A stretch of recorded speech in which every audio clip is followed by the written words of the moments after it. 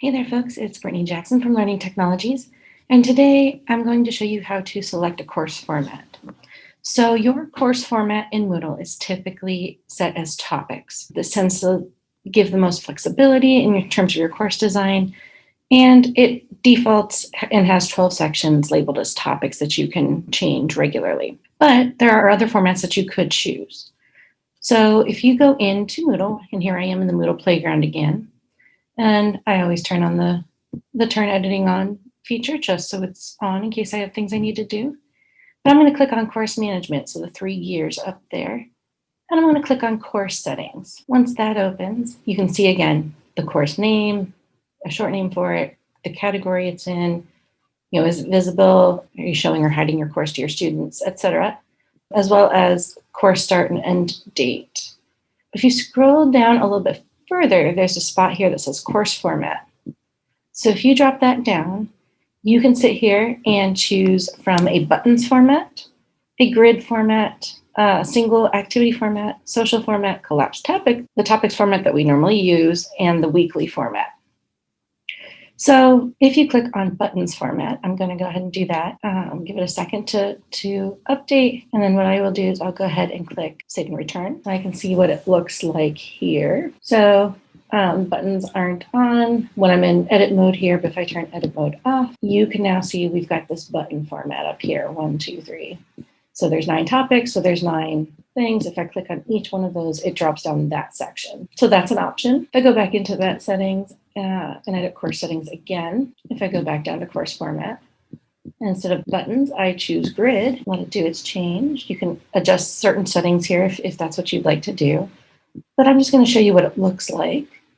So if I scroll down and hit save and return, now you can see that it's a grid format here. If you click that again, and you click course settings, I'll come back down here to course format. And instead of grid this time, I'm going to choose single activity format. And then I'm going to scroll down and choose save and return. So here you can see that this is, now we're in the announcements section. I can come down here and click to the next section. It's going to go each individual section that you've got. So just keep that in mind. Then if we go back up here to the topics, to the edit course settings, I scroll down again back to that course format again. So now let's look at the social format. And if I go down here and click save and return, here you can see that you're just opening and subscribing to a forum. And this is not one I typically would recommend. The others at least are a little bit more intuitive. This one is not as intuitive. So I want to go look at another version here. And if I scroll back down to that course format, instead of social format, I'm going to go collapse topics. And then I'm going to do save and return again. And so here you can see each of those topics that I had are here.